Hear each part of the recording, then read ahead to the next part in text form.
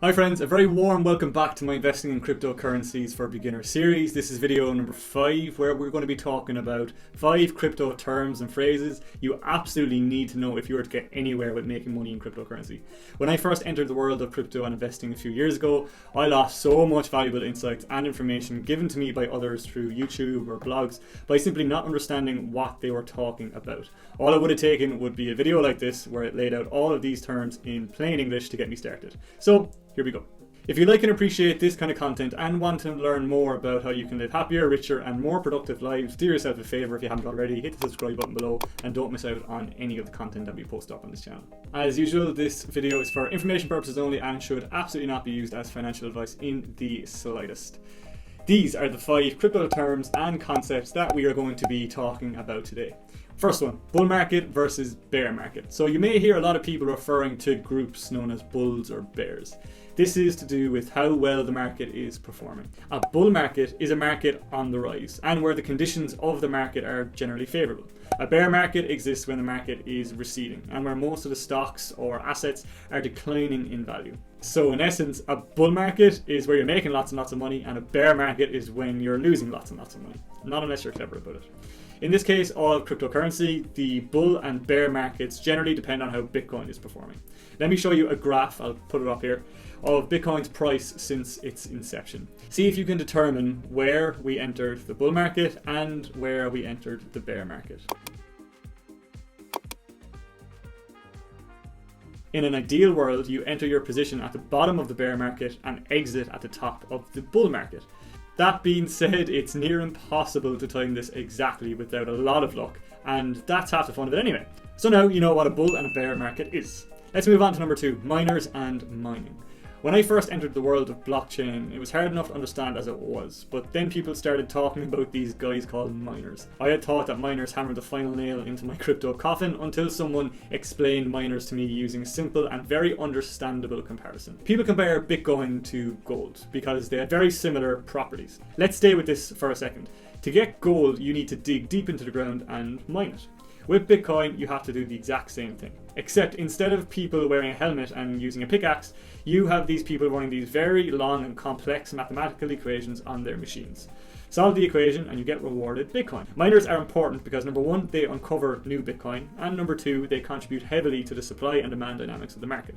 How much Bitcoin is there to mine in total? Well, 21 million is the total, and it's limited, so there's no more after that.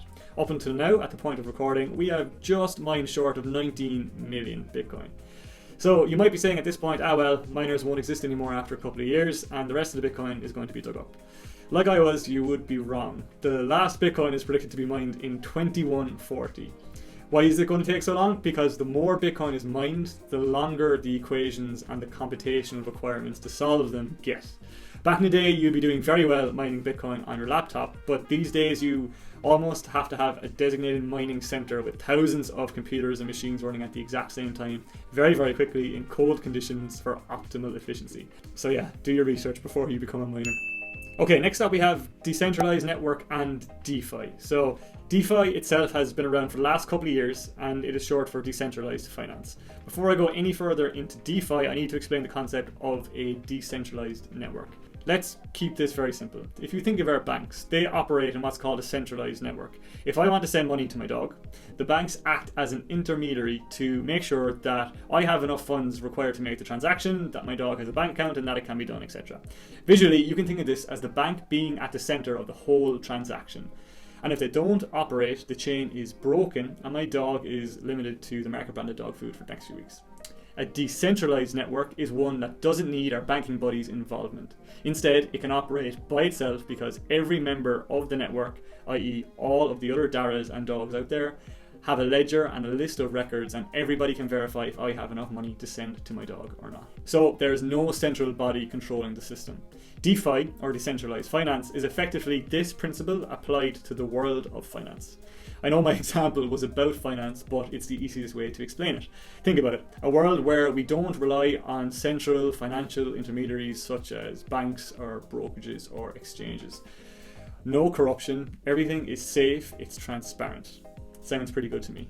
So when you hear that DeFi is bullish or that you need to invest in DeFi, what people are talking about are the cryptocurrency coins and projects that are contributing to making DeFi a reality.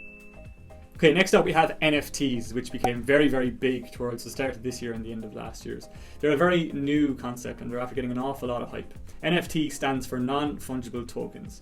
Let's break this down into a realistic example. If you buy the Mona Lisa, first of all, well done, you can easily prove that you are the owner of the painting because some important art organization would have given you a certificate indicating that you are the owner. Great. Now imagine that Leonardo da Vinci instead painted the Mona Lisa on Procreate app on his iPad. Once he clicks export and uploads it to his Instagram page, how can you ever verify who actually owns the original copy? That's where NFTs come in. They offer a way of imprinting a digital certificate on a digital asset that proves its ownership.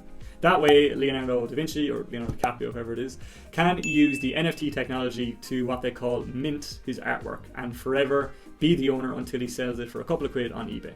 Like DeFi, there exist coins that work in the NFT space, and those are the ones you should be investing in if you are bullish on NFTs. Okay, our final term today is HODL. Now, embarrassingly, I was 4 years in crypto before I discovered what HODL really meant. HODL is meant to encourage people not to impulsively sell when a cryptocurrency drops dramatically or rises to become highly profitable to sell. At the start, I thought people were just spelling hold wrong. What it really stands for is hold on for dear life.